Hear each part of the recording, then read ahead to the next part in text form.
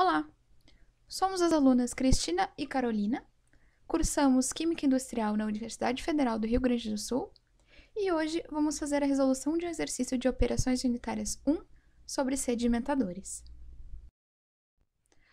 Antes de iniciarmos a resolução do exercício, vamos fazer uma introdução teórica sobre sedimentação e teste de proveta.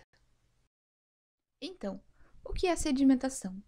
É a operação para separar sólidos de líquidos por gravidade, conhecida também por decantação, que ocorre em consequência de o sólido ser mais denso que o líquido. A sedimentação da fase particulada ocorre em tanques cilíndricos chamados de sedimentadores. Bom, então quais são os usos de um sedimentador? O sedimentador pode ser utilizado na indústria química, na indústria têxtil e na indústria farmacêutica, além de beneficiamento do minério e processamento de alimentos. Aqui temos a figura de um sedimentador. Por aqui é onde entra a alimentação para esse sedimentador. Aqui obtemos o líquido clarificado, que nada mais é do que um espessante com baixa concentração de particulados. E aqui o lodo, que é o espessante com alta concentração de particulados. Além disso, o sedimentador é composto por 3 alturas. A altura 1 do clarificado, a altura 2, que é a região de espessamento, e a altura 3, que é o concentrado. A geometria simples do sedimentador contínuo reduz seu projeto ao cálculo da área de seção transversal, diâmetro e altura, que podem ser reproduzidos através de um teste de proveta. O que é o teste de proveta? O teste de proveta pretende simular em escala de bancada a sedimentação dos sólidos no equipamento industrial a ser projetado, no caso, o sedimentador. O problema é que o teste de proveta ele não reproduz 100%, porque ele é feito em batelada, e o sedimentador trabalha de forma contínua. Essa é a imagem que representa o teste de proveta. A camada A representa o líquido clarificado. Em B e C, a sedimentação está ocorrendo. Em E, temos o lodo que já decantou. A camada D é importante, porque é nela que o sedimento está se compactando. E quando ele se compacta, o líquido que está entre esses interísticos sobe. Este fenômeno está representado pelas linhas verticais. A velocidade desse líquido é importante porque, se for muito rápido, o sedimento pode ser jogado para fora do sedimentador. Quanto maior for o diâmetro do sedimentador, menor será a velocidade desse líquido. Então, agora vamos resolver o exercício 10 de operações unitárias 1. Deseja-se calcular o diâmetro e a altura de um sedimentador circular de uma solução de carbonato de cálcio que a concentra de 60 a 170 gramas por litro. A vazão da suspensão é de 20.000 litros por hora. Seguem abaixo os dados dos elementos envolvidos e o teste de proveta. Passo 1. Os dados do problema.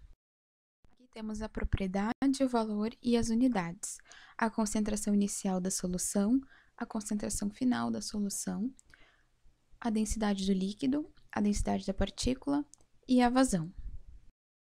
Aqui, os dados do teste de proveta, com o tempo de 0 a 60 minutos e com a altura de 3 a 0,2 metros.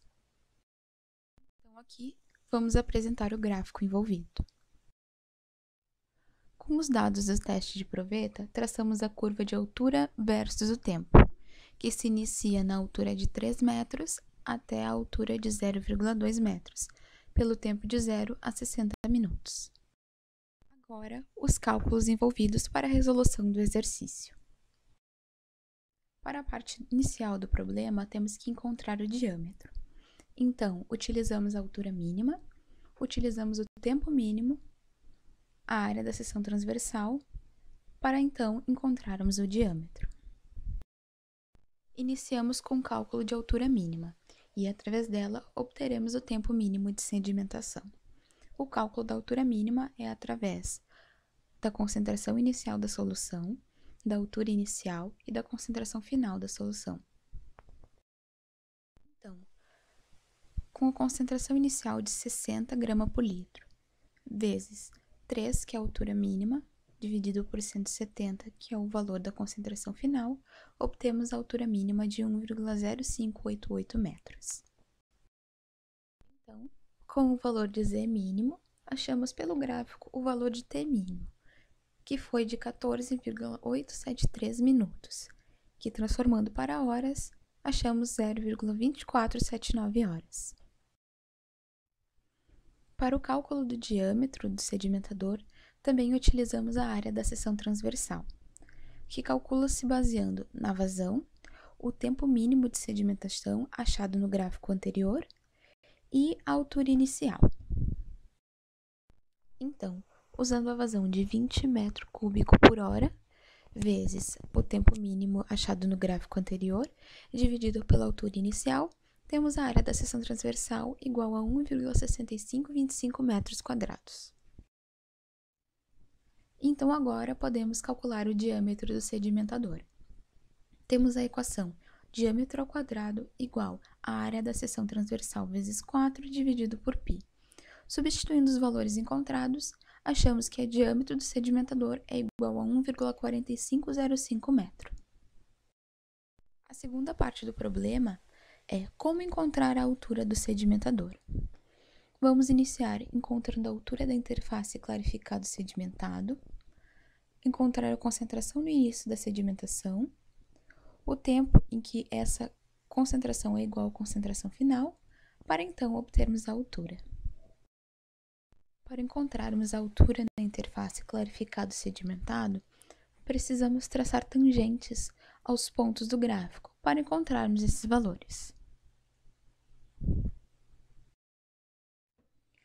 Para cada altura de interface clarificado sedimentado, achamos uma concentração no início da sedimentação.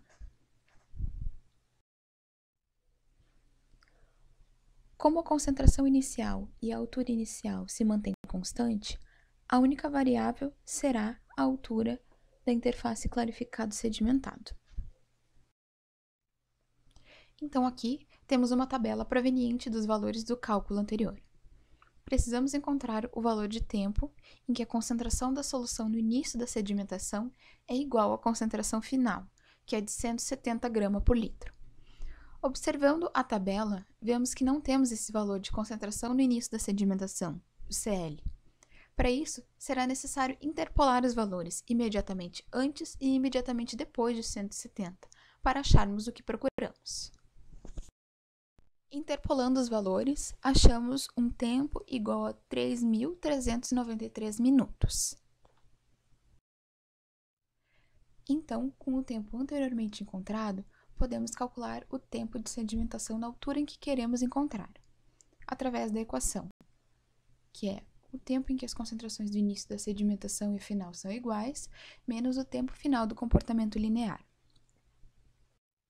Através do gráfico, podemos observar onde termina o comportamento linear e começa o comportamento exponencial. Então, o tempo do término do comportamento linear é igual a 5 minutos. Aplicando os tempos encontrados, temos que o tempo de sedimentação na altura em que vamos calcular é igual a 28,93 minutos. Relembrando então a figura do nosso sedimentador, nós temos três alturas: o clarificado, a região de espessamento e o concentrado.